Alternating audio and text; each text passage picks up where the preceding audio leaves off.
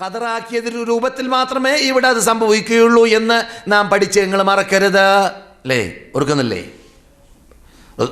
Abi ഖുസാമ report ചെയ്യുന്നു, ചോദിക്കുന്നു, യാ റസൂലല്ലാഹ് അറഅയ്ത റുഖ നസ്തർഖിഹ, നാം സാധാരണ ചികിത്സിക്കാറുള്ളതായ ആ റുഖിയെ കുറിച്ച് നിങ്ങളുടെ അഭിപ്രായം എന്താണ്? അല്ല, നിങ്ങളുടെ കൽപ്പന എന്താണ്?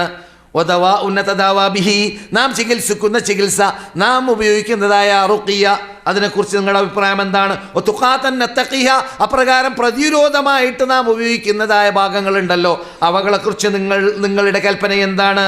ഹൽ തറുദ്ദു മിൻ ഖദറില്ല, ഈ പറഞ്ഞ കാര്യങ്ങൾ അള്ളാഹിന്റെ കൽപ്പനയിൽ നിന്നിട്ട് അതിലൂടെ തട്ടാൻ സാധിക്കുമോ? അള്ളാഹിന്റെ ഖദർ തടയാൻ സാധിക്കുമോ? റസൂൽ പറയുന്നു, ഫഖാല ഹിയ മിൻ ഖദറില്ല, അത് അള്ളാഹിന്റെ ഖദറാണ്. അള്ളാഹ് നിനക്ക് രോഗം മാറണമെന്ന് ഖദറാക്കിയിട്ടുണ്ടെങ്കിൽ ആ മാറാനുള്ള ചികിത്സയിലേക്ക് നീ എത്തുക തന്നെ ചെയ്യും, ആ ചികിത്സയെ നീ ഉപയോഗിക്കുക തന്നെ ചെയ്യും, അതിലൂടെ നിന്റെ രോഗം മാറുകയും ചെയ്യും. മനസ്സിലായില്ലേ?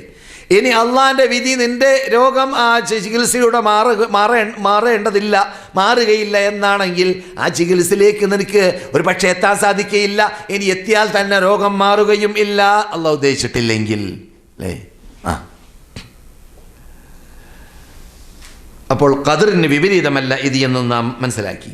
ഹറാമ് കൊണ്ട് ചികിത്സിക്കാൻ പാടില്ല. ഏതെങ്കിലും ഡോക്ടർ പറയാണ്, കുറച്ച് കള്ളുടിച്ചാൽ ശരിയാവും, എൻ്റെ രോഗം മാറും. പറ്റുമോ?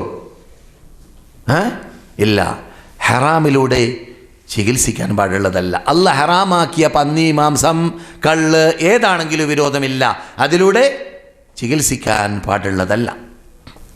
നാം പറഞ്ഞിട്ടുണ്ട് കഥയിലൂടെ, ഉർവത്ത് ബിൻ സുബൈറിന് രോഗം ബാധിച്ചപ്പോൾ, ക്യാൻസർ പോലത്തെ രോഗം, അദ്ദേഹത്തിനോട് കാല് മുറിക്കാൻ വേണ്ടി ഡോക്ടർമാർ പറഞ്ഞു. മദീനയിൽ കാല് മുറിക്കാൻ വേണ്ടി പറഞ്ഞപ്പോൾ അവരാവശ്യപ്പെട്ടു, കാല് മുറിക്കുന്ന സമയത്ത് നിങ്ങൾ അറിയാതിരിക്കാൻ വേണ്ടി പണ്ട് ഇഞ്ചക്ഷൻ കയറ്റലില്ലല്ലോ, മരവിപ്പിക്കാൻ അതില്ലല്ലോ പണ്ട്. അപ്പോൾ എന്താ ചെയ്യുക? നിങ്ങൾ മസ്തുള്ള വല്ലതും കഴിച്ചോളി അല്പസമയത്തേക്ക്, ആ മസ്തുള്ള സമയത്ത് ഞങ്ങൾ നിങ്ങളുടെ കാല് മുറിച്ചോളാം.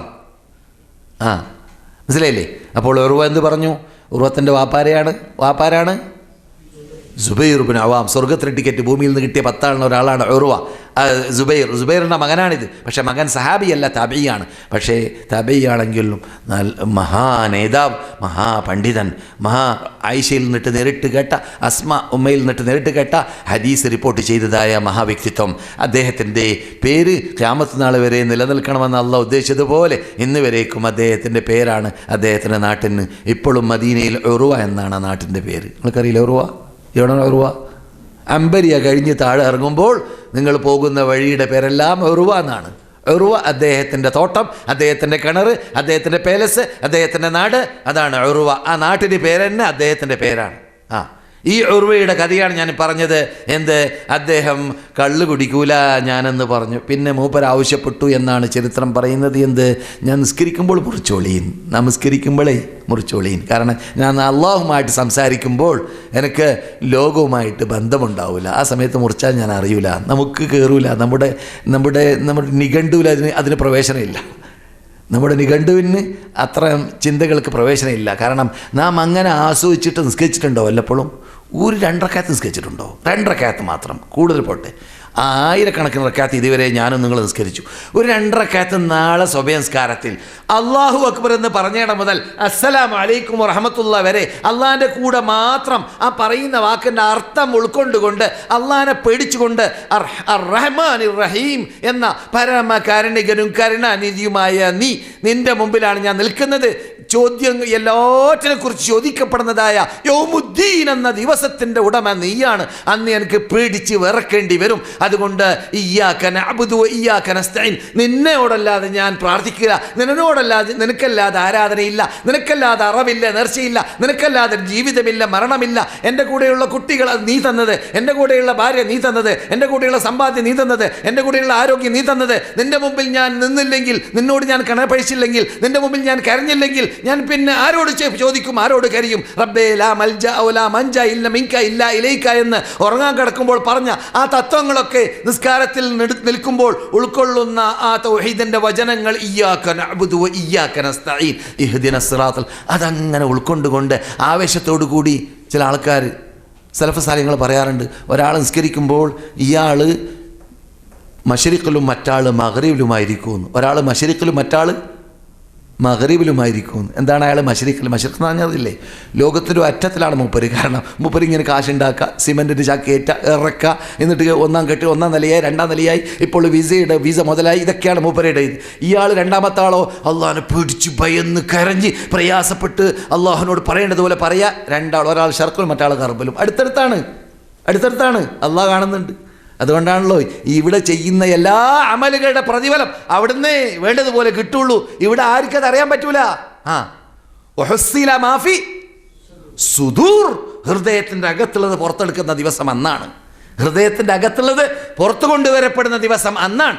അന്നേത്തെ ദിവസമാണ് ആര് വിജയി ആര് പരാജയപ്പെട്ടവൻ എന്ന് തീരുമാനിക്കപ്പെടുന്ന ദിവസം. അള്ളാഹു നമ്മെ കാത്ത് രക്ഷിക്കട്ടെ. ഹറാമ് കൊണ്ട് ചികിത്സിക്കാൻ പാടില്ല എന്നതാണ് കേട്ടത്. ഹറാമ് കൊണ്ട് ചികിത്സിക്കാൻ പാടില്ല എന്ന പദം നമ്മുടെ മുമ്പിൽ വിട്ടുകിടക്കുമ്പോൾ നാം നേരത്തെ പറഞ്ഞതായ കണക്കപ്പിള്ളമാരുടെ അടുക്കൽ പോകാൻ പാടില്ല.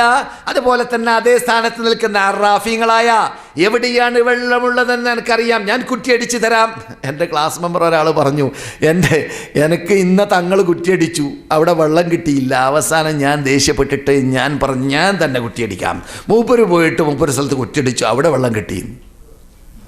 തങ്ങൾ കുറ്റിയടിച്ച സ്ഥലത്ത് വെള്ളം കിട്ടിയില്ല എന്ന് ഞാൻ എതിർക്കുന്നില്ല. ഈ ഭൂമിശാസ്ത്രം അറിയുന്ന വ്യക്തിക്ക് എവിടെ വെള്ളമുണ്ടാകുമെന്ന് അറിയാം ചിലപ്പോൾ. അത് തങ്ങളുടെ അറിവല്ല. അങ്ങനെ കുറ്റിയടിക്കാൻ വേണ്ടി പോയി കാശ് വാങ്ങുന്ന ഒരു തങ്ങൾ എൻ്റെ വീട്ടിലേക്ക് വന്നു. ഞാൻ അദ്ദേഹത്തോട് ചോദിച്ചു, നിങ്ങൾക്ക് നന്മയും തിന്മയും ഇത് ചെയ്യാനുള്ള കഴിവുണ്ടോ, കൽപ്പുണ്ടോ എന്ന് ചോദിച്ചു. ഇല്ല മൗലവി. പിന്നെ എന്തിനാണ് നിങ്ങൾ അതിന് നിൽക്കുന്നത് എന്ന്. ജനങ്ങൾ എന്നെ പൊക്കി, ഞാൻ പൊങ്ങിപ്പോയി എന്ന്. നിങ്ങൾ എന്നിട്ട് പലർക്കും അറിയാം ആളാരാണെന്നൊക്കെ. അള്ളാഹു ജീവിച്ചിരിക്കുന്നവരെ ഹിദായത്തിലാക്കട്ടെ, സന്മാർഗത്തിലേക്ക് നയിക്കട്ടെ. സത്യത്തിൽ അടിയുറച്ച് ജീവിച്ച് ജനങ്ങളെ വഞ്ചിക്കുന്ന വഞ്ചനയിൽ നിന്നിട്ട് മുക്തരായി സത്യത്തെ സത്യം പോലെ പറഞ്ഞ് പ്രചരിപ്പിച്ച് പ്രവർത്തിച്ച് ജീവിക്കാനുള്ള തൗഫീഖ് അവർക്കും നമുക്കും അള്ളാഹു നൽകുമാറാകട്ടെ. ഖേദം കൊണ്ട് ദുഃഖം കൊണ്ട് പറയാൻ കേട്ടോ. റസൂൽ പറയുന്നു, തദാവൂ വലാ തദാവൂ ബിഹറാം, നിങ്ങൾ ചികിത്സിച്ചോളീൻ, ഹറാം കൊണ്ട് ചികിത്സിക്കരുത്. ഈ കേട്ട ഹദീസിൻ്റെ ഇസ്നാദിൽ ചർച്ചയും ഉണ്ട്. സഹിഹായ മറ്റൊരു ഹദീസിൽ റസൂൽ പറയുന്നു, നഹാ റസൂലുള്ളാഹി സ്വല്ലല്ലാഹു അലൈഹി വസല്ലം, നബി സല്ലല്ലാഹു അലൈഹി വസല്ലം വിരോധിച്ചിരിക്കുകയാണ് ഖബീസ് കൊണ്ട് ചികിത്സിക്കൽ. അപ്പോൾ നേരത്തെ പറഞ്ഞ ഹദീസിൻ്റെ സനദിൽ ചർച്ചയുണ്ടെങ്കിലും ഈ ഹദീസിനെ ഇമാം ഷെയ്ഖ് നാസറുദ്ദീൻ അൽബാനി അദ്ദേഹത്തിൻ്റെ സഹിഹയിൽ സഹിയാക്കി കണ്ടു. അത് ഹദീസ് ഇബ്നു മാജയിലുണ്ട്, അതുപോലെ മറ്റു ഗ്രന്ഥങ്ങളിലുണ്ട്. ഖബീസ് കൊണ്ട്, ഖബീസ് എന്ന് പറഞ്ഞാൽ കാഷ്ടം കൊണ്ട്, മൂത്രം കൊണ്ട്. റസൂൽ പഠിപ്പിച്ചതല്ലെങ്കിൽ റസൂലുള്ളാഹി സ്വല്ലല്ലാഹു അലൈഹി വസല്ലം നജസല്ലാത്ത മൂത്രം ചികിത്സയ്ക്ക് എന്നെ വേണ്ടി അനുവദിച്ചു. അതെവിടെയാണ്? അങ്ങനെയുണ്ടോ? അയാൾ 60 വയസ്സ് പൂർത്തിയായി ഇദ്ദേഹത്തിന്, അതുകൊണ്ട് ഇതൊക്കെ പരപ്പ് പറയുകയാണെന്ന് ഇപ്പോൾ ചില ഒട്ടകത്തിൻ്റെ മൂത്രം. ഏറ്റവും പ്രയാസം ഇപ്പോൾ ജൂതന്മാർക്ക് എന്താണെന്നറിയാമോ? അവർ ഒട്ടകത്തിൻ്റെ മാംസം തിന്നൽ അവരെ ഹറാമാക്കിയിരിക്കുകയാണ്. അതുകൊണ്ട് അവർ വലിയ ബേജാറിലാണ്. കാരണം ഇപ്പോൾ അവർ ജീവിക്കുന്ന അമേരിക്കക്കാർ തന്നെ, അവിടുത്തെ ഡോക്ടർമാർ തന്നെ അംഗീകരിക്കുന്നു ഒട്ടകത്തിൻ്റെ പ്രത്യേകത, അതിൻ്റെ മാംസത്തിൻ്റെ പ്രത്യേകത, അതിൻ്റെ പാലിൻ്റെ പ്രത്യേകത, അതിൻ്റെ മൂത്രത്തിൻ്റെ പ്രത്യേകത, അത് ചികിത്സയ്ക്ക് എത്രമാത്രം ഫലിക്കുന്നുണ്ട്. എത്രയോ തോലു രോഗങ്ങൾക്ക് ചികിത്സയാണ് എന്ത്? ഒട്ടകത്തിൻ്റെ മൂത്രം. മനസ്സിലായില്ലേ? ഇന്ത്യയിൽ പോയിട്ട് ചികിത്സിച്ച് പോലും മാറാത്തതായ എൻ്റെ പേരക്കുട്ടിയുടെ രോഗം ഒട്ടകത്തിൻ്റെ മൂത്രവും പാലും മിക്സ് ചെയ്തിട്ട് ഉപയോഗിച്ചത് കാരണത്താൽ മാറിയിട്ടുണ്ട്. ഇന്ത്യയിൽ നാടൻ മരുന്ന് ഉപയോഗിച്ച് എന്നിട്ടും പോയില്ല. കാലിലുണ്ടായിരുന്നത് ആ ഒരു വ്രണം, അത് മാറിയത് റസൂലുള്ള പറഞ്ഞതായ ആ ചികിത്സയിലൂടെയാണ് സല്ലല്ലാഹു അലൈഹി വസല്ലം. അവിടേക്കൊന്നും എത്തിയിട്ടില്ല. ഞാൻ ഈ ഖബീസ് ഉപയോഗിക്കരുതെന്ന് പറഞ്ഞപ്പോൾ ഓർമ്മയിൽ വന്നു, വെടക്ക് എന്ന് ഇസ്ലാം പറയുന്നത് ഉപയോഗിക്കാൻ പാടില്ല. കള്ള് പോലോത്ത എന്തെല്ലാം നീചമുണ്ട്, പന്നിമാംസം പോലോത്ത, അതിലൂടെയൊന്നും ചികിത്സിക്കാൻ പാടുള്ളതല്ല. സഹോദര സഹോദരിമാരെ, ഇതുവരെ കേട്ടതിൽ നിന്നിട്ട് അനുവദിക്കപ്പെട്ടതിലൂടെ ചികിത്സിക്കാമെന്ന് നാം പഠിച്ചു. അനുവദിക്കപ്പെട്ട ചികിത്സ ഡോക്ടർമാരിലൂടെ മാത്രമല്ല അല്ലാതെയും ലഭിക്കുന്നുണ്ട്. അതിൽപ്പെട്ടതാണ് ഇസ്ലാമിക ചികിത്സ എന്ന പേരിൽ ഇന്ന് ഞാൻ ചർച്ച ചെയ്യാൻ വേണ്ടി എടുത്ത വിഷയവും അടുത്ത ക്ലാസ്സുകളിലൂടെ പരിപൂർണ നൽകപ്പെടുന്ന വിഷയവും. ഇത് ഒരു ക്ലാസ്സിൽ പറഞ്ഞു തീർക്കാൻ പറ്റുന്ന വിഷയമല്ല. ഇനിയും ഇതിൻ്റെ തുടർച്ചകൾ ഉണ്ടാകും. അതുകൊണ്ട് ക്ലാസ്സിൽ തുടർച്ചയായിട്ട് വരികയാണെങ്കിൽ ഇത്തരം കാര്യങ്ങൾ ചിലപ്പോൾ പണ്ട് കേട്ടതാണെങ്കിലും കേട്ടതിനെ പുതുക്കലായി, കേൾക്കാത്തതാണെങ്കിൽ പുതുതായി കേൾക്കലും. സഹോദര സഹോദരിമാരെ, എന്താണ് ഈ റുഖിയ എന്ന് പറഞ്ഞാൽ? റുഖിയ അശ്ശറഇയ്യ, ഈ ഇസ്ലാം അനുവദിച്ചതായ റുഖിയ. അൽ ഔദ എന്നാണ് പറയുക. ഒൽ മുൽത്തജ എന്നും പറയും. എന്ന് പറഞ്ഞാൽ രക്ഷ തേടൽ എന്നതാണ്. റുഖിയ എന്ന് പറഞ്ഞാൽ രക്ഷ തേടൽ. എന്തിൽ നിന്നിട്ട്? രോഗത്തിൽ നിന്നിട്ട്. ശമനം, രക്ഷ, സമാധാനം, ശാന്തി. അതെ, എന്തിലൂടെ രക്ഷ തേടൽ? സാങ്കേതിക പദം എന്താണ്? ഇസ്ലാം അനുവദിച്ചതായ ഖുർആൻ പാരായണത്തിലൂടെയോ സുന്നത്തിൽ കൂടി സ്ഥിരീകരിക്കപ്പെട്ട പ്രാർത്ഥനയിലൂടെയോ എന്ത് തേടുക? രക്ഷ തേടുക അള്ളാഹുവിനോട്. അതാണ് എന്ത്? ഇസ്ലാമിക ചികിത്സ. മനസ്സിലായില്ലേ? ഇതിലും പ്രതിരോധ വകുപ്പുണ്ട്. ഇത് ഇസ്ലാമിക ചികിത്സ ഉപയോഗിക്കാതെ തന്നെ രക്ഷപ്പെടാനുള്ള ചാൻസ് ഉണ്ട്. എന്താണത്? ഈ ചികിത്സ നാം ഉപയോഗിക്കുന്നത് പൈശാചിക ശല്യം തട്ടുന്നത് കാരണത്താലോ പൈശാചിക ശല്യത്തോടു കൂടെ ഉണ്ടാകുന്നതായ രോഗങ്ങൾ തട്ടിയത് കാരണത്താലോ മാരണം തട്ടിയത് കാരണത്താലോ അപ്രകാരം തന്നെ കണ്ണീര് തട്ടിയത് കാരണത്താലോ അത്തരം കാരണത്തിലാണ് ഈ ചികിത്സ നടക്കുന്നതെങ്കിൽ അത്തരം ചികിത്സയിൽ നിന്നിട്ട് ആ രോഗം തട്ടുന്നതിന് മുമ്പ് തന്നെ പ്രതിരോധ വകുപ്പ് നമുക്ക് കണ്ടെത്താം. അതെന്താണ്? എല്ലാ ദിവസവും ഓതേണ്ട പ്രാർത്ഥനകൾ രാവിലെ നമസ്കാര ശേഷം, വൈകുന്നേരം ഉറങ്ങാൻ കിടക്കുമ്പോൾ, വൈകുന്നേരം എന്ന് പറയുമ്പോൾ അസർക്ക് ശേഷം മഗ്‌രിബിന് മുമ്പാണ് ഏത് ഈ വൈകുന്നേരത്തുള്ള അദ്കാറുകൾ ചെല്ലേണ്ടത്. മനസ്സിലായില്ലേ? രാത്രി കിടക്കാൻ പോകുന്ന ദിക്ർ വേറെ, രാവിലത്തേത് സുബഹി കഴിഞ്ഞ ഉടനെ, വൈകുന്നേരത്തതോ ഫസുബ്ഹാനല്ലാഹി ഹീന തുംസൂന വഹീന തുസ്ബിഹൂൻ. മസാ സബാഹി എന്ന് പറയുന്ന അറബി ഭാഷയിൽ അത് അസർക്ക് ശേഷം മസാ ആയി, അതുപോലെ തന്നെ സുബഹി ഫജ്റിന് ശേഷം സബാഹാൻ. അപ്പോൾ നാം രാവിലെയും വൈകുന്നേരം ചെല്ലേണ്ട അദ്കാറുകൾ ശ്രദ്ധിക്കുക. ചെല്ലേണ്ട അദ്കാറുകൾ ചെല്ലേണ്ട ടൈം ഏതാണ്? അത് സുബഹിക്ക് ശേഷം, രണ്ടാമത് അസർക്ക് ശേഷം ആണ് ചെല്ലേണ്ട അദ്കാറുകൾ ചെല്ലുക. ചുരുങ്ങിയാൽ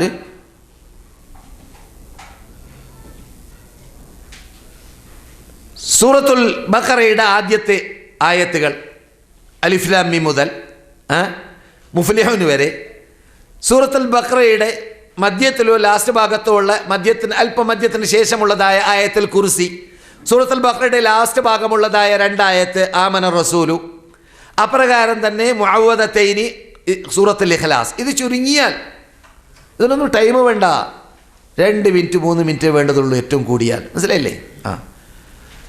ഇത് ദൈനംദിനം ചൊല്ലിക്കൊണ്ടിരിക്കുക.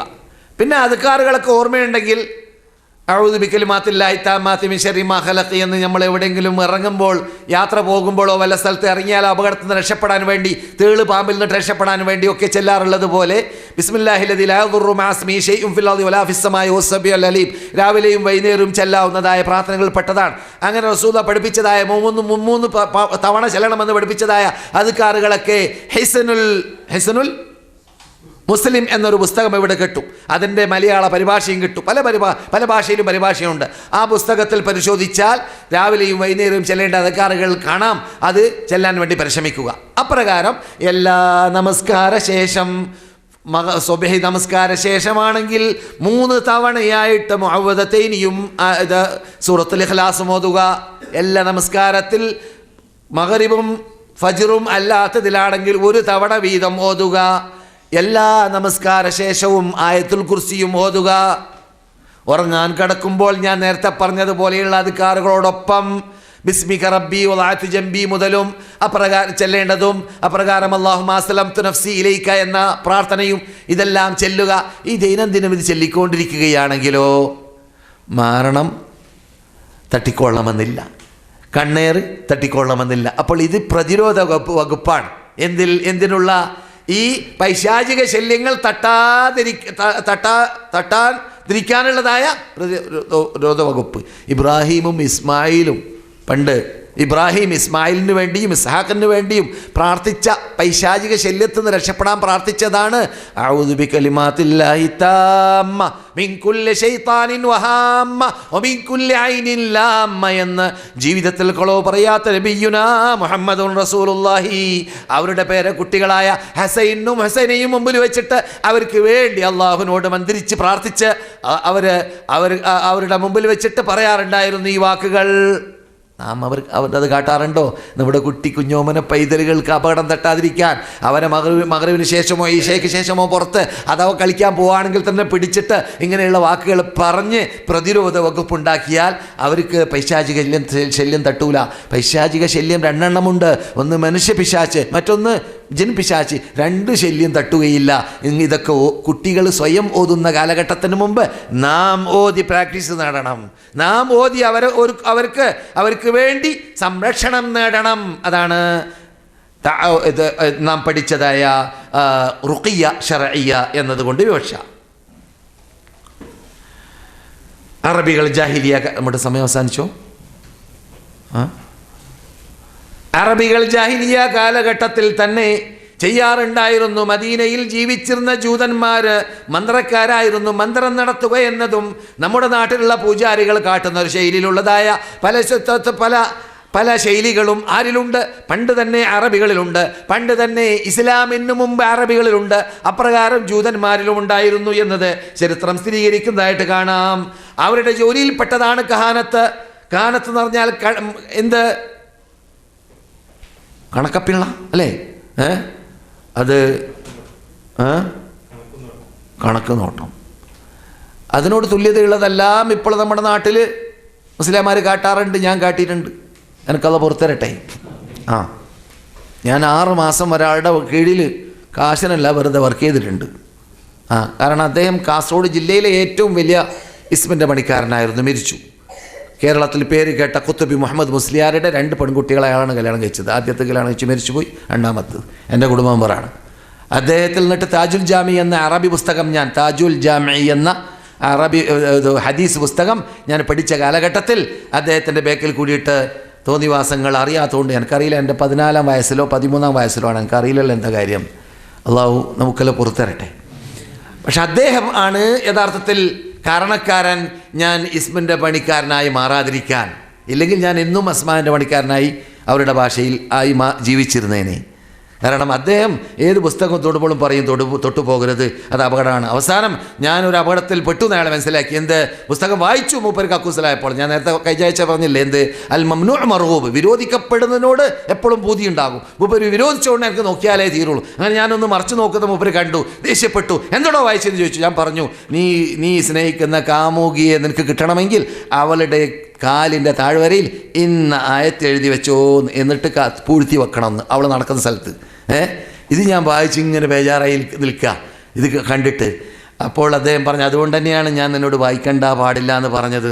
ഞാൻ ചോദിച്ചു, നാം ഖുർആൻ തന്നെ ചെറുപ്പമല്ലേ, ഖുർആൻ തന്നെ ഓതു പിടിച്ച് തൊടലല്ലേ, പിന്നെ എങ്ങനെയാണ് ആ ഖുർആനെ നാം കുഴിച്ചു മൂടിയിട്ട് പെണ്ണിനെ കൊണ്ട് നടപ്പിക്കുക? ഇബിലീസിന് ഏറ്റവും സമാധാനം ഉണ്ടാക്കുന്ന കാര്യമല്ലേ അത്. ചെയ്യിപ്പിച്ചാൽ ഇബിലീസ് ആ പെണ്ണിനെ അവരുടെ പുരയിൽ കൊണ്ടുവരും. രാത്രിയിൽ അവരുടെ വീട്ടിലേക്കൊക്കെ വലിച്ചു കൊണ്ടുവരും ഇബിലീസ്. വെറും വികാരം ഉണ്ടാക്കൽ മാത്രമല്ല, സ്നേഹബന്ധം ശക്തി ഉണ്ടാക്കൽ മാത്രമല്ല. അപ്പോൾ ഇബിലീസിനെ സമാധാനിപ്പിക്കുന്ന പദ്ധതിയാണ് ഇസ്മിൻ്റെ പണി എന്ന് പറഞ്ഞാൽ. എല്ലല്ലേട്ടാ, നല്ല ഭാഗങ്ങളുണ്ട്. അതാണ് ഇസ്ലാം അനുവദിച്ചതായ മന്ത്രങ്ങൾ ഖുർആനിലൂടെ സുന്നത്തിലൂടെ. ചില ആൾക്ക് ഇങ്ങനെ പൂതി ആയത്ത് ഏതാണെന്ന് അറിയണമെന്ന്. ഞാൻ പറയില്ല, കാരണം പ്രയോജനം കിട്ടുന്നതുകൊണ്ടല്ല, അതുകൊണ്ട് ദ്രോഹം ഉണ്ടാവുക. സഹോദര സഹോദരിമാരെ, നാം എവിടെയാണ്? അതെ, അതുപോലെ തന്നെ ഈ നക്ഷത്രങ്ങളിലൂടെ നന്മ തിന്മ കണ്ടെത്തുക. അത് ഇന്നും നാം പത്രങ്ങളിലൂടെയൊക്കെ ഇങ്ങനെ വരുന്ന കാണാം. നീ പ്രസവിച്ചത് ഏത് നക്ഷത്ര ടൈമാണ്, അതിങ്ങനെ നോക്കി കണക്കൂട്ടിയിട്ട് അവസാനം നിന്റെ തിന്മകൾ അതിലൂടെ മനസ്സിലാക്കുക. അത് ഹറാമാണ്. ആ ഇൽമു പഠിക്കലും ഹറാമാണ്, പഠിപ്പിക്കലും ഹറാമാണ്, ആ വിശ്വാസവും ഹറാമാണ്. ഇസ്ലാമിൽ അങ്ങനെയൊന്നുമില്ല. എന്താണ്? ലാ അദ്വ വലാ തിയറത വലാ ഷാമത് വലാ സഫർ വലാ ഹാമത്ത വലാ സഫർ. പകർച്ചവ്യാധി എന്നതില്ല. ഒരാൾ നിന്നിട്ട് മറ്റൊരാളിലേക്ക് പകരുകയാണെങ്കിൽ അള്ളാഹ് ഉദ്ദേശിച്ചാലേ പകരുകയുള്ളൂ. മനസ്സിലായില്ലേ? അതുപോലെ തന്നെ ലക്ഷണം നോക്കലുമില്ല ഇസ്ലാമിൽ. റസൂൽ പറയാണ്. അതുപോലെ തന്നെ ഹാമ എന്ന് പറഞ്ഞാൽ നമ്മുടെ നാട്ടിലൊക്കെ ഉണ്ടല്ലോ എന്നിട്ട് കൂകുന്നതിൽ സാധനം അല്ലേ, എന്താ പറയല, അതിലൂടെ തിന്മ ചില അത് ആ ശബ്ദം കേട്ടാൽ പിന്നെ ആ ഭാഗത്ത് പോകില്ല, അവിടെ മരണം ഉണ്ടാകും, അത് കേട്ടാൽ പിന്നെ അങ്ങനെയൊക്കെയുള്ള വിശ്വാസം ഉണ്ടല്ലോ, തെറ്റാണ്. ഒലാ സഫറുമില്ല. ചില ആൾക്കാർക്ക് നമ്മുടെ നാട്ടിൽ ഇപ്പോൾ 12 മാസവും നഹ്സ് തന്നെയാണ്, സഫർ മാത്രമല്ല. റസൂൽ സഫർ അവിടെ പറയുന്നത്. പണ്ട് അറബികൾ അങ്ങനെ വിശ്വസിച്ചത്, ഈ സഫർ എന്നുള്ള മാസം എന്ന് പറഞ്ഞാൽ അത് ലക്ഷണം കെട്ട മാസമാണ് എന്ന്. ഇന്നത്തെ കാലഘട്ടത്തിൽ അങ്ങനെയല്ല. അപ്പോൾ കലണ്ടർ മറിച്ച് നോക്കി നമ്മുടെ നാട്ടിൽ നിന്ന് വരുന്നതായ കലണ്ടറുകൾ എല്ലാ മാസങ്ങളിലും നഹ്സ് കാണാം. എത്രത്തോളം അള്ളാഹ് മുഹറമാത്തുകളാക്കി പുണ്യമാസമാണെന്ന് പറഞ്ഞ മാസത്തിൽ വരെ നമ്മുടെ കലണ്ടറിൽ എന്തുണ്ട്, നഹ്സുകൾ എഴുതി വെച്ചിട്ടുണ്ട്. അറിവില്ലായ്മയുടെ ഉത്തുംഗശൃംഗത്തിലേക്ക് അല്ലെങ്കിൽ താഴെ താഴ്ന്നു പോയത് കൊണ്ടാണ്. അള്ളാഹു ഹിദായത്തിലാക്കട്ടെ. അറബികൾ യാത്ര ചെയ്യുന്ന വേളയിൽ പണ്ട് കാലഘട്ടങ്ങളിൽ എവിടെയെങ്കിലും വാദിയിൽ താഴ്വരയിൽ ഇറങ്ങിയും കൊണ്ട് അവിടെ താമസിക്കുകയാണെങ്കിൽ അവർ പറയാറുണ്ടായിരുന്നു, നഊദു ബിസയ്യിദി ഹാദൽ വാദി, അല്ലെങ്കിൽ അഊദു ബിസയ്യിദി ഹാദൽ വാദി, ഈ താഴ്വരയുടെ നേതാവായ ഇന്ന ജിന്നിനെ കൊണ്ട് ഞാനിതാ കാവലിനെ ചോദിക്കുന്നു എന്ന് പറഞ്ഞു കിടക്കും. രാത്രി അപകടം ഇല്ലാതിരിക്കാൻ വേണ്ടി. ഏത് താഴ്വരയിലും ജിന്നുകളുണ്ടാകും. ആ ജിന്നുകൾക്ക് നേതൃത്വം ഉണ്ടാവും. ആ നേതൃത്വത്തിൻ്റെ പേര് പറഞ്ഞിട്ടോ അല്ലെങ്കിൽ നേതൃത്വം പറഞ്ഞിട്ടോ കാവലിനെ ചോദിക്കുന്ന സ്വഭാവം. അഊദു മിതപ്പോ.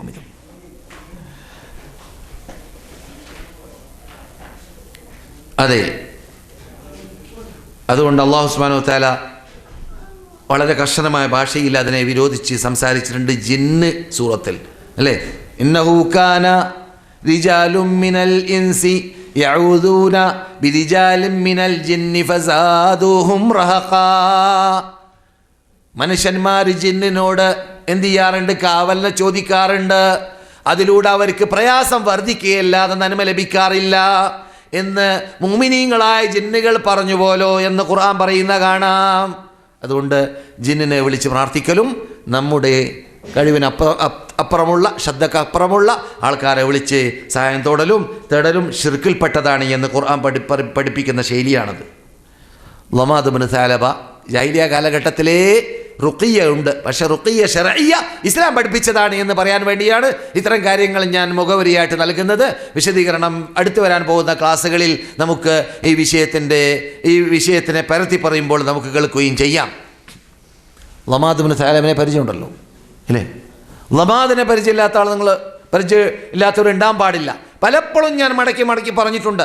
മക്കയിൽ ഇസ്ലാം മതം വിശ്വസിക്കാൻ വേണ്ടി കടന്നു വന്നപ്പോൾ അദ്ദേഹം ഈ രോഗം മാറ്റുന്ന കാഹിനാണ് എന്നത് മക്കക്കാർക്ക് പരിചയമുണ്ട്.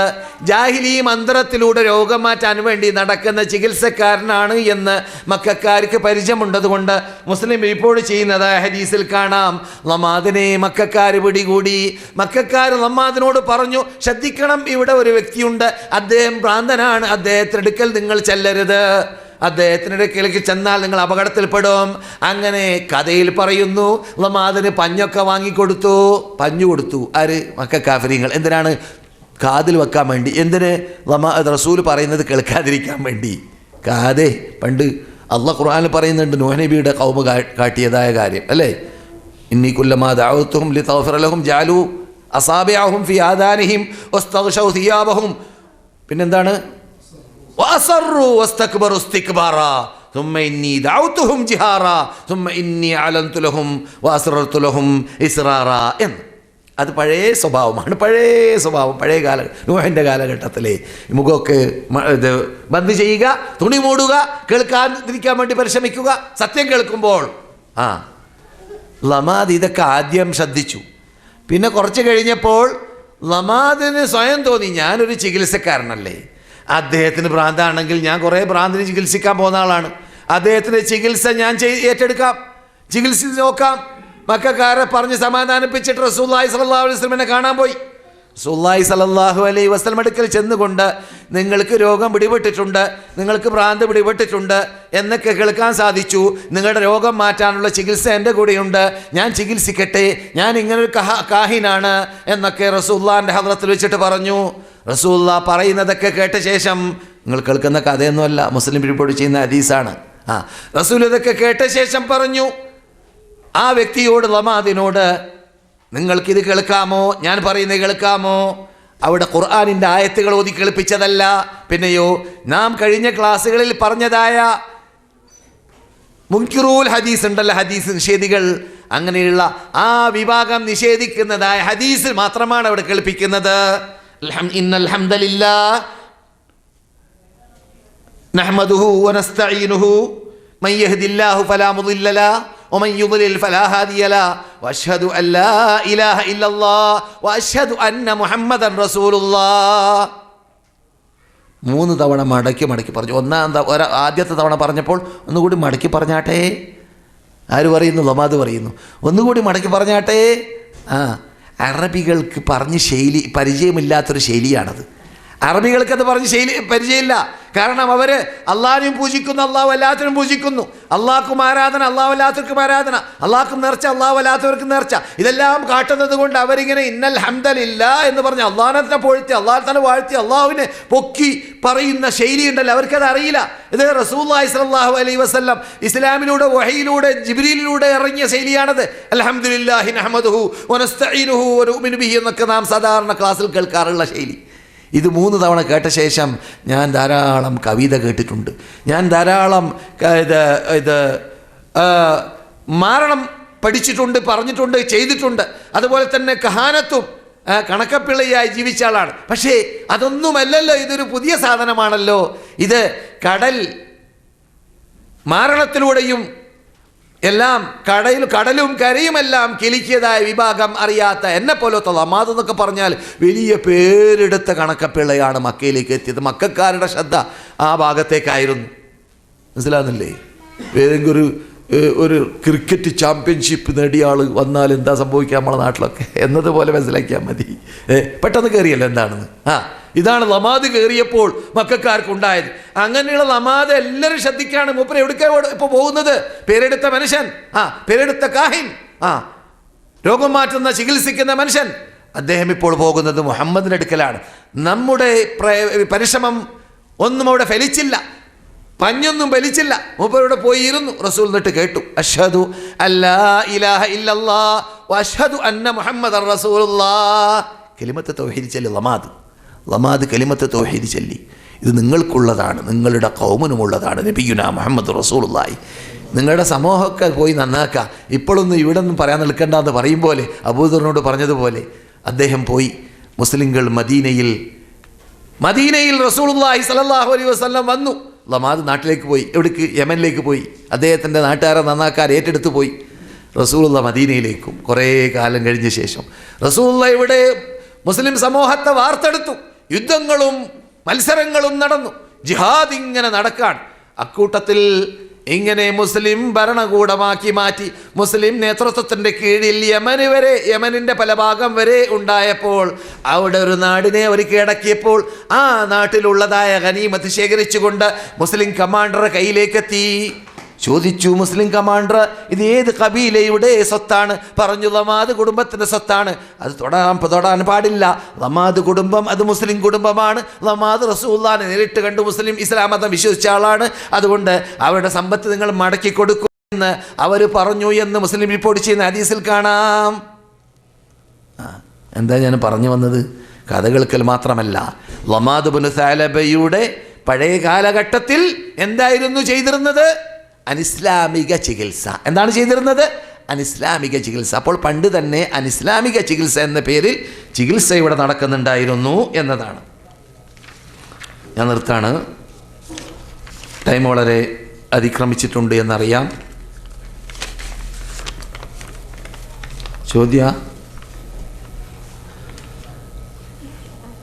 ഒരു ചോദ്യം ഇവിടെ ബാക്കിയുണ്ടല്ലോ. ചോദ്യമൊക്കെ ഒന്നിച്ചെന്നെ മറുപടി നൽകാം. ഞാൻ തീർത്തേക്കട്ടെ. ആയിഷ റളിയല്ലാഹു തആല അൻഹ റസൂലുള്ളാഹി സ്വല്ലല്ലാഹു അലൈഹി വസല്ലം മരിക്കാൻ കിടക്കുന്ന വേളയിൽ ഇസ്ലാമിക ചികിത്സയായിട്ട് റസൂലുള്ളാഹി സ്വല്ലല്ലാഹു അലൈഹി വസല്ലം പഠിപ്പിച്ച ആ മുഅവ്വദതൈനി പല തവണ ഓതി ഊതാറുണ്ടായിരുന്നു. ആയിഷ റളിയല്ലാഹു തആല അൻഹ സ്വന്തം പറയുന്നു. ബുഖാരി റിപ്പോർട്ട് ചെയ്യുന്ന മുസ്ലിം റിപ്പോർട്ട് ചെയ്യുന്ന 2191 നമ്പർ ഹദീസ് പരിശോധിച്ചാൽ നബിക്ക് വേണ്ടി നബി ജീവിച്ചിരുന്ന കാലഘട്ടത്തിൽ വല്ല രോഗികളുടെ അടുക്കിലേക്ക് റസൂൽ ചെന്നാൽ ആ രോഗികളുടെ തലയുടെ മീതെയോ ശരീരത്തിൻ്റെ മീതെയോ കൈവച്ചുകൊണ്ട് റസൂലുള്ളാഹി സ്വല്ലല്ലാഹു അലൈഹി വസല്ലം തടകിയും കൊണ്ട് പറയാറുണ്ട്, അദ്ഹിബിൽ ബഅസ റബ്ബന്നാസ് ഇശ്ഫി അൻത ശാഫ് ലാ ശിഫാ ഇല്ലാ ശിഫാഉക ശിഫാഅൻ ലാ യുഗാദിറു സഖമൻ വലാ അലമ എന്നീ റസൂലുള്ളാഹി പ്രാർത്ഥിക്കാറുണ്ട്. പലപ്പോഴും റസൂലുള്ളാഹിക്ക് രോഗം ബാധിച്ച വേളയിൽ ആയിഷ അങ്ങനെ ചെയ്യാറുണ്ടായിരുന്നു. ആയിഷ പറയുന്നു, മരിക്കാൻ കിടക്കുന്ന കിടത്തത്തിൽ റസൂലുള്ളാഹിനെ കൈ പിടിച്ചിട്ട് അതിലേക്ക് തടകിയിട്ട് ഞാൻ അതിലേക്ക് ഊതിയിട്ട് തടകിയിരുന്നു ആദ്യം. പിന്നെ ഞാൻ എൻ്റെ ഓർമ്മയിൽ വന്നു റസൂലുള്ളാഹി പ്രാർത്ഥിക്കാറുള്ള പ്രാർത്ഥന അതേതാണ്. രോഗിയുടെ അടുക്കിലേക്ക് ചെന്നാൽ പ്രാർത്ഥിക്കാറുള്ള പ്രാർത്ഥന അതേതാണ്. അത് നിങ്ങൾ ഇപ്പോൾ കേട്ടതായ പ്രാർത്ഥന, അദ്ഹിബിൽ ബഅസ, രോഗത്തെ പ്രയാസത്തെ മാറ്റണം. റബ്ബന്നാസ്, മനുഷ്യന്മാരുടെ രക്ഷിതാവേ, അദ്ഹിബിൽ ബഅസ റബ്ബന്നാസ് ഇശ്ഫി അൻത ശാഫ്, നീയാണ് ശിഫിയാക്കുന്നവൻ. ലാ ശിഫാ ഇല്ലാ ശിഫാഉക, ലോകത്തെ ഏത് കണക്കപ്പിള്ളരുടെ കയ്യിലോ ഏത് ഇസ്മിൻ്റെ പണിക്കാരുടെ കയ്യിലോ ഏത് ഡോക്ടറുടെ കയ്യിലോ ആരുടെ കയ്യിലും ഷിഫയില്ല, നിന്റെ കയ്യിൽ മാത്രമാണ് ഷിഫ. ലാ ശിഫാ ഇല്ലാ ശിഫാഉക ശിഫാഅൻ ലാ യുഗാദിറു സഖമൻ വലാ അലമ എന്ന് പറഞ്ഞുകൊണ്ട് ഞാൻ ഓതിയിട്ട് റസൂലുള്ളാഹിന്റെ ശറഫാക്കപ്പെട്ട കയ്യിലേക്ക് ഊതാൻ വേണ്ടി ഞാൻ തുനിയുമ്പോൾ റസൂലുള്ളാഹിന്റെ കൈ താഴെ വീഴുകയുണ്ടായി. റസൂലുള്ളാഹിയെ ഞാൻ തുറിച്ചു നോക്കി, എന്താണ് സംഭവിച്ചെന്നറിയാത്തത് കൊണ്ട്. അപ്പോൾ റസൂലുള്ളാഹി ഇങ്ങനെ പറയുന്നു, അല്ലാഹുമ്മ റബ്ബി അല്ലാഹുമ്മ ഗ്ഫിർലി വജ്അൽനി മഅർ റഫീഖിൽ അലാ, എനിക്ക് നീ പുറത്തു തരണം, റഫീഖുൽ അലയിലേക്ക് നീ എന്നെ ചേർക്കണം. റസൂലുള്ളാഹിക്ക് അള്ളാഹു നൽകുന്ന സ്വർഗത്തിലുള്ളതായ സ്റ്റാൻഡേർഡിൻ്റെ പേരാണത്. റസൂലുള്ളാഹിൻ്റെ കൈ പിടിച്ചുകൊണ്ട് ഞാൻ ഇതുവരെ കാട്ടിയതുപോലെ ഇപ്പോഴും കാട്ടാമെന്ന് വിചാരിച്ചെന്ത് ആ പ്രാർത്ഥന പ്രാർത്ഥിച്ചിട്ട് റസൂലുള്ളാഹിൻ്റെ കയ്യിൽ ഊതിയിട്ട് റസൂലുള്ളാഹിൻ്റെ രോഗം മാറട്ടെ എന്ന് വിചാരിച്ച് തടകാൻ ഉദ്ദേശിച്ചപ്പോൾ നബിയുടെ കൈ വീഴുന്നു. അപ്പോൾ എനിക്ക് മനസ്സിലാക്കാൻ സാധിച്ചു, നബി വഫാത്തായി കഴിഞ്ഞിരിക്കുകയാണ്, മരിച്ചു കഴിഞ്ഞിരിക്കുകയാണ്, ഇഹലോകവാസം നടന്നു നബി സല്ലല്ലാഹു അലൈഹി വസല്ലമിൻ്റെ. അപ്പോൾ നബി സല്ലല്ലാഹു അലൈഹി വസല്ലമിൻ്റെ അവസാന നിമിഷം വരെ ഇസ്ലാമിക ചികിത്സ പഠിപ്പിച്ചതായ ആ റസൂലിൻ്റെ ചികിത്സയെ ആ ആയിഷ നമ്മുടെ ഉമ്മ നടപ്പാക്കി നമുക്ക് പഠിപ്പിക്കുകയാണ്. അതാണ് നാം ഇതുവരെ പറഞ്ഞ ഭാഗങ്ങൾ എന്നിട്ട് മനസ്സിലാക്കിയത്. ഇസ്ലാമിക ചികിത്സയായിരിക്കണം ചികിത്സിക്കേണ്ടത്, അല്ലാത്തതാവാൻ പാടില്ല. ഇനി ഇസ്ലാമിക ചികിത്സയിൽ പറയേണ്ട ഭാഗങ്ങൾ ധാരാളമുണ്ട്, പല കാര്യങ്ങളുണ്ട്. അടുത്ത ഈ വിഷയം ചർച്ച ചെയ്യുന്ന ക്ലാസ്സുകളിലേക്ക് നമുക്ക് നീട്ടിവെക്കാം. ആൾക്കാരെയും പുതുമുഖങ്ങളെയും വർദ്ധിപ്പിക്കുവാനും അപ്രകാരം തന്നെ നമ്മുടെ ക്ലാസ്സിന് കൊഴുപ്പുണ്ടാക്കുവാനും നിങ്ങളുടെ പരിശ്രമം വേണം എന്ന് കൂടി ഉണർത്തുന്നു. അള്ളാഹു ഇതിൽ പറഞ്ഞത് സൽക്രമമായി സ്വീകരിക്കട്ടെ. രോഗങ്ങളുടെ രോഗങ്ങളെ സുഖപ്പെടുത്തട്ടെ. ഇണകളില്ലാത്തവർക്ക് സാലിഹ്യങ്ങളെ ഇണകൾ നൽകട്ടെ. ഇസ്ലാമിലേക്ക് നമ്മുടെ യുവാക്കളെയും യുവതികളെയും മക്കളെയും സന്താനങ്ങളെയും അള്ളാഹു മടക്കട്ടെ.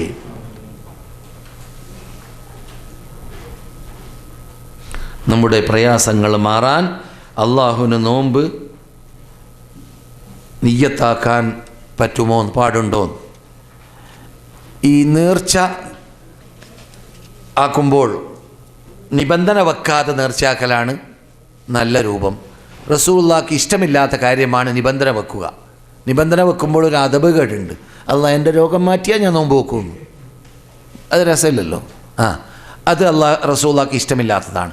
പിന്നെ ഈ സമ്പത്തുണ്ടല്ലോ, കാശ്, ഞാൻ ഇത്ര 100 റിയാൽ ഞാൻ എന്ത് ചെയ്യും, ധർമ്മം ചെയ്യും എൻ്റെ പ്രയാസം നീങ്ങിയാൽ. റസൂൽ പറയുന്നത് അത് ലുബ്ധനിൽ നിന്നിട്ടാണ് അങ്ങനെയുള്ള ശൈലി വരിക. കാരണം മൂപ്പരെല്ലാം കൊടുക്കൂല. ഇങ്ങനെ ആക്കുമ്പോൾ പിന്നെ ഏതായാലും കൊടുക്കേണ്ടി വരുമല്ലോ, നേർച്ചയല്ലേ എന്ന്. അപ്പോൾ അതുകൊണ്ട് നിബന്ധന അള്ളാഹു നമ്മുടെ രക്ഷിതാവ്, നമ്മളെ ഷെട്ടിച്ച റബ്ബ് ചില വിശാലമായ അനുഗ്രഹത്തിൻ്റെ ഉടമയാണ്. അവരോട് ചോദിച്ചോളി, ഇഷ്ടമുണ്ടെങ്കിൽ തരട്ടെ, അത്രയേ ഉള്ളൂ. മനസ്സിലായില്ലേ? പിന്നെയോ നേർച്ചയാക്കിക്കോളീൻ, എത്ര കൊടുത്താലും നമുക്ക് ചെയ്ത ആ അനുഗ്രഹങ്ങൾക്ക് പകരമാകുന്നില്ല കൂട്ടരെ. മനസ്സിലായില്ലേ? അതുകൊണ്ട് നേർച്ചയാക്കിക്കോളീൻ, സാധിക്കുമ്പോൾ നേർച്ചയാക്കിയാൽ നിർബന്ധമായി മാറുന്നു. നോമ്പാണെങ്കിലും എന്താണെങ്കിലും നേർച്ചയാക്കിയാൽ നിർബന്ധമായി മാറുന്നു. അത് നോറ്റാലേ തീരൂ. മനസ്സിലായില്ലേ? ഇനി ഒരാൾ ധർമ്മം ചെയ്യാനാണ് നേർച്ചയാക്കിയതെങ്കിൽ ആ ധർമ്മം കഴിക്കാനും പാടില്ല, മുഴുവനും എന്ത് വേണം, മറ്റുള്ളവർ കൊടുക്കാനും പാടില്ല. നാം വല്ലതും അറുത്തിട്ട് ധർമ്മം ചെയ്യുകയാണെങ്കിൽ എന്ത് വേണം, അത് മുഴുവനും നേർച്ചയാക്കിയാൽ അവശർക്ക് മുഴുവനും കൊടുക്കേണ്ടതുമാണ്. അതുകൊണ്ട് തെറ്റില്ല നേർച്ചയാക്കുക എന്നത്. നിബന്ധന വെച്ച് നേർച്ചയാക്കരുത് നോമ്പ് നോക്കാൻ. എൻ്റെ രോഗം മാറിയാൽ, എൻ്റെ കാര്യങ്ങൾ നിറവേറ്റിയാൽ ഞാൻ എങ്ങനെ കാട്ടാമെന്ന്. അല്ലാതെ ഒരാൾ രോഗം മാറിക്കഴിഞ്ഞു അള്ളാഹ്ക്ക് നന്ദി പ്രകടിപ്പിച്ചുകൊണ്ട് ഒരു 10 നോമ്പ് നോക്കാണ് നല്ലത്, തെറ്റില്ല. സുന്നത്ത് നമസ്കാരം ഒരു റക്അത്തുള്ള നേരത്തെ ചോദ്യം ഓർമ്മയുണ്ടല്ലോ അല്ലേ? ഒരാൾ സുന്നത്ത് നമസ്കാരം ഒരു റക്അത്ത് ആയി കഴിഞ്ഞു, അപ്പോൾ ഇഖാമത്ത് വിളിച്ചു. അപ്പോൾ അദ്ദേഹം എന്ത് വേണമെന്ന് ഞാൻ പറഞ്ഞു, പലപ്പോഴും പറയാറുള്ളതാണ്, നമസ്കരിക്കാൻ നാം ആരംഭിച്ച് ഒന്നാമത്തെ റക്അത്തിൽ റുക്കൂഇലേക്ക് പോയിട്ടില്ലെങ്കിൽ ഇഖാമത്ത് വിളിച്ചാൽ എന്ത് ചെയ്യാം? ക്യാൻസലാക്കാം. ഇഖാമത്ത് വിളിച്ചാൽ ക്യാൻസലാക്കാം. റുക്കൂഇലേക്ക് പോയിട്ടുണ്ടെങ്കിൽ നിങ്ങൾ എന്ത് ചെയ്യുക? സ്പീഡിൽ അടങ്ങിപ്പാർക്കലോട് കൂടി തന്നെ സ്പീഡിൽ കൂടുതൽ നീട്ടാതെ നമസ്കാരം പൂർത്തിയാക്കാൻ വേണ്ടി പരിശ്രമിക്കുക. കാരണം നിങ്ങൾ നമസ്കാരത്തിൽ പ്രവേശിച്ച ആളായി മാറി. ഏതോടുകൂടി? നിങ്ങൾ റുക്കൂഇലേക്ക് പോലോടുകൂടി റക്അത്തിൽ പ്രവേശിച്ച് കഴിഞ്ഞു എന്നതുകൊണ്ട്. ഇനി ഹറം പോലെയുള്ള പള്ളിയല്ല, നമ്മുടെ നാട്ടിലൊക്കെ പോലെയുള്ള ഹൈ സ്പീഡിൽ നിസ്കാരം നടക്കുന്ന ഈ വലിയ വലിയ സർക്കിൾ ഉണ്ടല്ലോ, അല്ലെങ്കിൽ സർക്കിളല്ല, മറ്റെന്താ പറയില്ല, ഹൈവേയിൽ കൂടി വണ്ടി ഓടും പോലെയാണ് പലരുടെ നിസ്കാരം. അങ്ങനെ നമസ്കരിക്കുന്ന പലരും ചോദിക്കാറുണ്ട്, എന്നോട് തന്നെ ചോദിച്ചിട്ടുണ്ട് പലരും, മൗലവി എന്ത് കാട്ട, അയാളുടെ ബേക്കിൽ ഫാത്തിഹ ഓതിയ എത്തുന്നില്ല, അത്ര സ്പീഡാണ് മൂപ്പര്. അങ്ങനെയുള്ള ആളാകുമ്പോൾ നിങ്ങളുടെ ഈ 2 റക്അത്ത് നിസ്കരിച്ച് കഴിയുമ്പോൾ അയാൾ 2 റക്അത്ത് നിസ്കരിച്ച് കഴിയും. പിന്നെ അങ്ങനെയുള്ള ആളാണെങ്കിൽ നിസ്കാരം എന്ത് ചെയ്യുക? സുന്നത്ത് നിസ്കാരം ഒഴിവാക്കുക. കാരണം റസൂലുള്ളാഹിന്റെ കൽപ്പനയുണ്ട്, ലാ സലാത്ത ഇദാ ഉഖീമത്ത് സലാ ഫലാ സലാത്ത ഇല്ലൽ മക്തൂബ, ബുഖാരിയിൽ. നിസ്കാരത്തിന് ഇഖാമത്ത് വിളിക്കപ്പെട്ട് കഴിഞ്ഞാൽ ഒരു നമസ്കാരവും പാടില്ല, സഹീഹല്ല, ഏതല്ലാതെ? ഫർളല്ലാതെ. അതൊന്ന്. മറ്റൊരു ശൈലിയിൽ തുർമുദിയിലാണ്, ഇദാ ഉഖീമത്ത് സലാ ഫലാ സലാത്ത ഇല്ലല്ലതി ഉഖീമത്ത് ലഹ. ഏത് നമസ്കാരത്തിന് വേണ്ടിയാണ് ഇഖാമത്ത് വിളിക്കപ്പെട്ടത് അതേ നിസ്കരിക്കാവൂ, വേറൊന്നും നിസ്കരിക്കാൻ പാടില്ല. ഇത് രണ്ടും പ്രത്യേകിച്ച് നമ്മുടെ നാട്ടിൽ നിന്ന് വരുന്നതായ വടക്കേ ഇന്ത്യയിൽ, പാകിസ്ഥാനിൽ, തുർക്കിയയിൽ, ബുഖാറയിൽ, റഷ്യയിൽ നിന്നൊക്കെ വരുന്ന ഇത് ഹനഫി മദ്ഹബുകാരെ പ്രത്യേകം ശ്രദ്ധയിൽപ്പെടുത്തണം. കാരണം അവർ ഇമാമ് നിസ്കാരം തുടങ്ങിയിട്ടുണ്ടെങ്കിലും പള്ളിയിൽ കിടന്നാൽ മൂപ്പരുടെ നിസ്കാരം ആരംഭിക്കും. ഇമാമ് തുടങ്ങിയിരിക്കുകയാണ്. ഈ ചോദ്യവക്താവ് ചോദിച്ചത് ഇമാം തുടങ്ങിയപ്പോഴല്ല, മൂപ്പർ ആദ്യം തുടങ്ങിയത്. ഇതല്ല നമ്മുടെ കൗമ കാട്ടൽ എന്താണ്? ഇമാം തുടങ്ങിയതിന് ശേഷം തുടങ്ങാണ്. തെറ്റാണ്, പാടില്ല. ഹദീസിലൂടെ അതിന് ഇമാം അബു ഹനീഫ ഉത്തരവാദിയുമല്ല. ഇമാം അബു ഹനീഫ അങ്ങനെ പറഞ്ഞതായിട്ടും എൻ്റെ അറിവിലില്ല. ഇമാം അബു ഹനീഫ്, ഇമാം മാലിക്കും, ഇമാം ഷാഫിയും, ഇമാം അഹ്മദ് ബിൻ ഹംബൽ 4 പേരും പറഞ്ഞ ശൈലിയാണ് എന്ത്? ഇദാ സഹൽ ഹദീസു ഫഹുവ മദ്ഹബി. ഞങ്ങൾ പറയുന്ന അഭിപ്രായത്തിന് വിപരീതമാണ് നിങ്ങളുടെ മുമ്പിലേക്ക് സഹീഹായ ഹദീസ് എത്തിയതെങ്കിൽ അതാണ് ഞങ്ങളുടെ മദ്ഹബ് എന്നാണ് അവരൊക്കെ പറഞ്ഞത്. മനസ്സിലായില്ലേ? നാം സഹീഹ് ഹദീസ് കേട്ട് കഴിയുമ്പോൾ അവർക്ക് ചിലപ്പോൾ ഹദീസിൽ നാം ഈ പറഞ്ഞ ഹദീസ് അബു ഹനീഫ ജീവിച്ച ചുറ്റുപാടിൽ എത്തിക്കാണുകയില്ല. അങ്ങനെ സംഭവിക്കാം. അതൊക്കെ ഞാൻ തെളിവിടെ പറഞ്ഞിട്ടുണ്ട്. ഇമാം നവവി പറയുന്നുണ്ട്, മൗലവിമാരും പണ്ഡിതന്മാരൊക്കെ മുമ്പിലുള്ളത് കൊണ്ടും വിഷയത്തോട് ബാധിക്കുന്ന വിഷയമായതുകൊണ്ട് പറയുന്നു. നിർത്തണോ? പറയണ്ടേ? നവവി ഇമാം പറയാണ്, ഈ കുങ്കുമം ചായം പിടിപ്പിക്കാൻ പാടില്ല എന്നുള്ള ഹദീസ് മുസ്ലിമിൽ അതിൻ്റെ താഴെ നവവി ഇമാം പറയുന്നു, ഈ ഹദീസ് എൻ്റെ ഇമാമ് കണ്ടിരുന്നെങ്കിൽ കുങ്കുമം ചായം പിടിപ്പിച്ച വസ്ത്രം പുരുഷന്മാർക്ക് ധരിക്കാൻ പാടുണ്ട് എന്ന് പറയുകയില്ലായിരുന്നേനെ. എൻ്റെ ഇമാമ് കണ്ടിരുന്നുവെങ്കിൽ. ആരാണ് അവരുടെ ഇമാമ്? ഷാഫി ഇമാമിനെ കുറിച്ചാണ് പറയുന്നത്. ഇത് ഞാൻ പറയല്ല. നവവി ഇമാമ് ജീവിച്ചത് 7-ാം നൂറ്റാണ്ടിൽ. ഷാഫി ഇമാമ് ജീവിച്ചതോ 150 ജനിച്ചു, 204 മരിച്ചു. 2-ാം നൂറ്റാണ്ടിൻ്റെ അവസാനത്തിൽ മരിച്ചു. അല്ലേ? എവിടെ ഷാഫി? എവിടെ നിൽക്കുന്നു നവവി ഇമാം? നവവി ഇമാം 7-ാം നൂറ്റാണ്ടിൽ ജീവിച്ച നവവി ഇമാം പറയുന്നു, എൻ്റെ ഇമാം ഈ ഹദീസ് സഹിയായി കണ്ടിട്ടുണ്ടെങ്കിൽ അയാൾ എന്ത് പറയുകയില്ലായിരുന്നേനെ?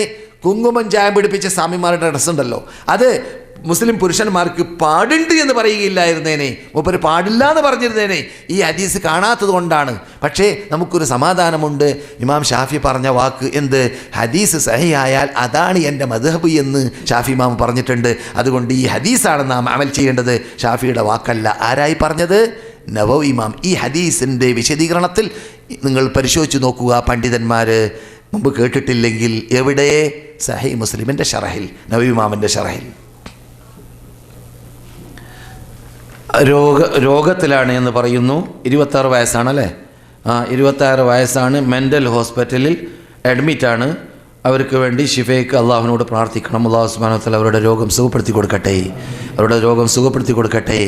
അവർക്ക് ദീർഘായുസ്സും ആരോഗ്യവും നൽകട്ടെ. അവർക്ക് ഷിഫ നൽകുന്ന അദ്ഹിബിൽ ബഅസ റബ്ബന്നാസ് ഇശ്ഫി അൻത ഷാഫ് ലാ ഷിഫാ ഇല്ലാ ഷിഫാഉക ഷിഫാഅൻ ലാ യുഗാദിറു സഖമൻ വലാ അലമ. അല്ലാഹു രോഗമുള്ളവരുടെ എല്ലാം രോഗത്തെ മുസ്ലിങ്ങളിൽ നിന്നിട്ട് ഷിഫിയാക്കി കൊടുക്കട്ടെ. വാഖിറു ദഅവാന അനിൽ ഹംദുലില്ലാഹി റബ്ബിൽ ആലമീൻ. അസ്സലാമു അലൈക്കും വറഹ്മത്തുള്ളാഹി വബറകാതുഹു.